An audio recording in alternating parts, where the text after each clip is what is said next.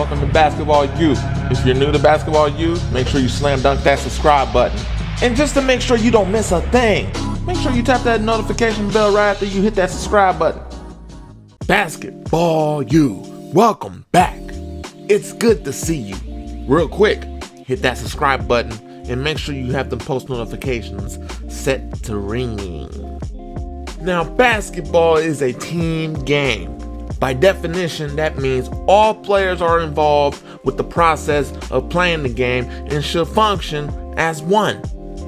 One of the primary skills created to accomplish this is passing.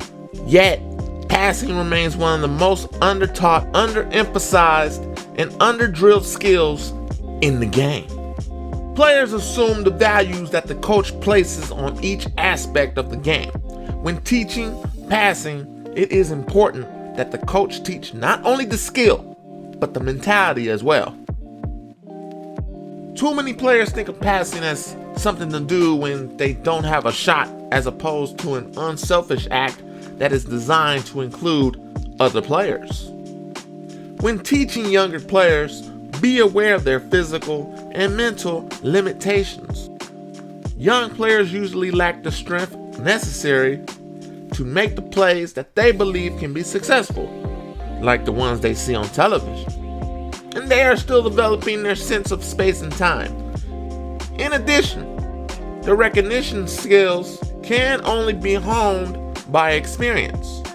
Passes that look open to them often are not, because they do not have the experience to know how long it takes to get from point A to point B. And bad passes are often a result of slow recognition. In either case, negative reinforcement of the attempted pass often results in a reluctance to make the next pass. The long-term effect could be a player who does not understand the value of passing and takes no joy in it. Before we jump right into giving credit to the guards who do all the passing, the game has evolved over time, and we think it's time to give the big man some credit, from the likes of Vlade Divac,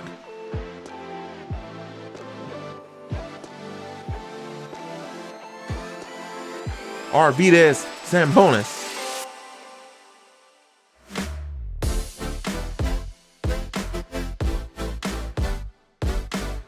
Lamar Odom,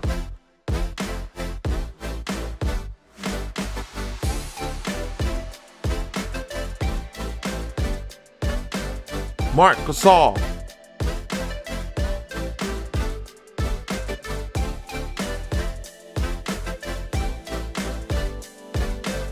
Nikola Jokic.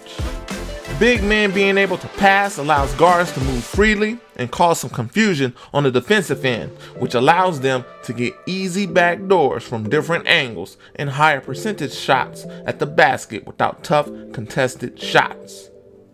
There are essentially two types of passes. Passes like an old school style of Mark Jackson, John Stockton,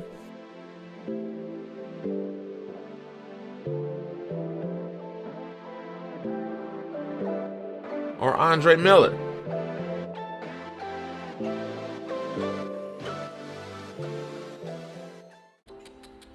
Air pass. The pass travels between players without hitting the floor.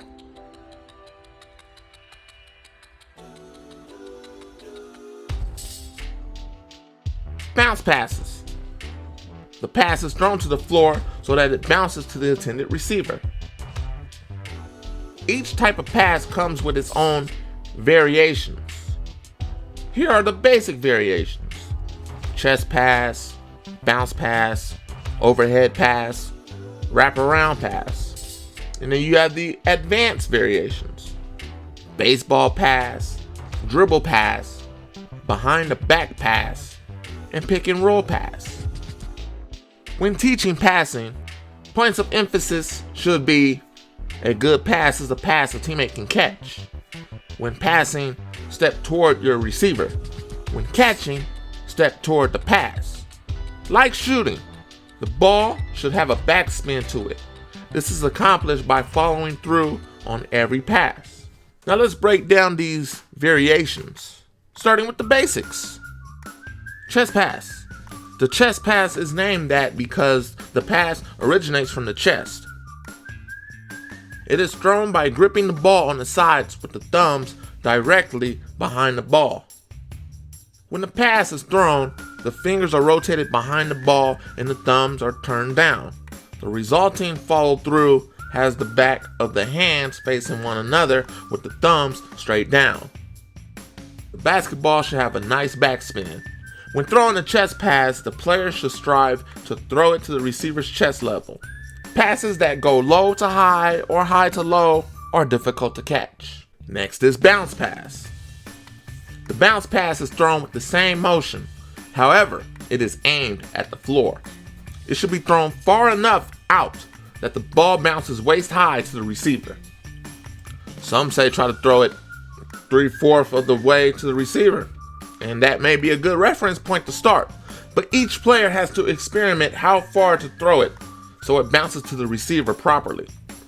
Putting a proper and consistent backspin on the pass will make the distance easier to judge. Overhead pass. The overhead pass is often used as an outlet pass. Bring the ball directly above your forehead with both hands on the side of the ball and follow through. Aim for the teammate's chin. Some coaches advise not bringing the ball behind your head because it can get stolen and it takes a split second longer to throw the pass. Wraparound pass. Step around the defense with your non-pivot foot. Pass the ball with one hand, outside hand. It can be used as an air or a bounce pass. You will often see the wraparound air pass on the perimeter and the wraparound bounce pass to make an entry into the post. Now that the basic passes have been brought to attention, it's time to discuss the advanced passes. Now, when we are talking about advanced passing, there are players like the smooth Jason Williams or the free-flowing game of Steve Nash. Then there's a player where it seems like they have eyes on the back of their head, like Jason Kidd. Baseball pass. A baseball pass is a one-handed pass that uses the same motion as a baseball throw. This is often to make long passes. Be careful with young kids. You don't want them to throw their arms out. Dribble pass. The dribble pass is used to quickly pass the ball with one hand off of the dribble. This can be an air or a bounce pass. You'll see Steve Nash do this all the time. Behind the back pass. A behind the back pass is when you wrap the ball around your back to throw the ball. It is also used to avoid the defender when making a pass across the front of you would be risky. It can also be used to throw the ball to a player trailing on the fast break. I would not recommend to use this pass during the game until it is heavily practiced. Pick and roll pass. This is a pass that is used when the defenders double team or switch on the pick and roll.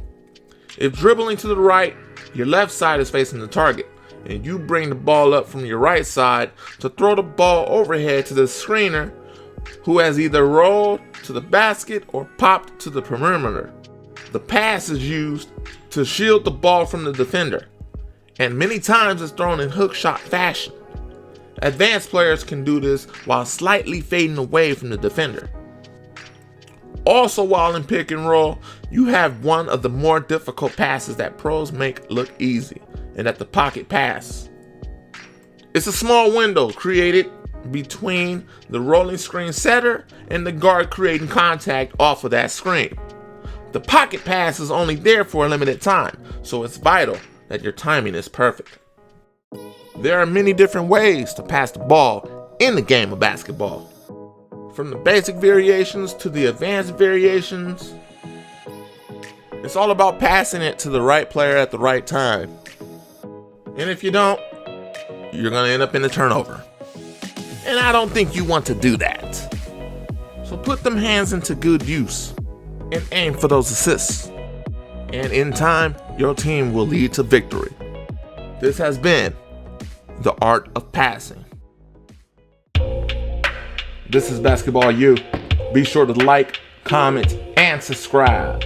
And also, follow all of our social medias right there in the description to keep yourself up to date, as this channel will have a lot of basketball, a lot of players, and a lot of training and more information on how to play the game of basketball.